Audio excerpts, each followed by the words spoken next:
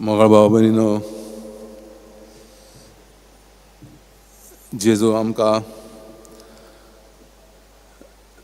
ताचे भाशेन उदार काळजाचो उदार मनाचो जावंक आपयता. न्ही फकत आमच्या कोरण्यांनी, पूण मागणें करता तेन्ना, उपास करता तेन्ना आमी उदार काळजा उदार मनाची जावंक जाय. जशें देवाक उदार मनाचो उदार काळजाचो मनीस आवडटा, खुशालकायेन जो दान करता तसले मनीस देवाक आवडटात. कित्याक देव तुमकां दिता तेन्ना सगळ्यांक अशें सांगना हांवें तुका अशें केलें तशें केलें.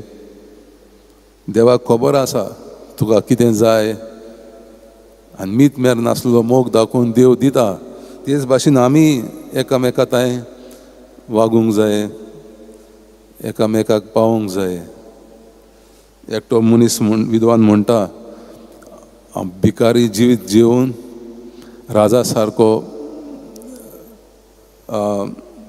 जिवीत दुसऱ्यांक पावोवंक म्हाका आवडटा.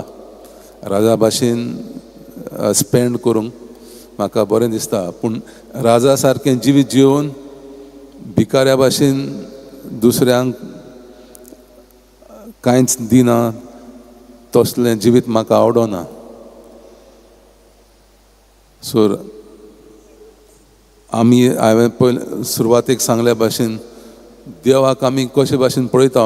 देव आमकां धोंदेकार, देव आमकां जुईज, देव आमकां पुलीस जाल्यार आमचें जिवीत आमी ते भाशेन देवाताय वागतले. हांव देव पुलीस जाल्यार आमी चोरा भाशेन जिवीत जियेतले. हांव देव भिकारी जाल्यार आमकां भिकाऱ्या भाशेन आमी जिवीत जियेतले. हांव पूण देव आमचो मोगळा बाप उदार काळजान मनान आमकां दिता.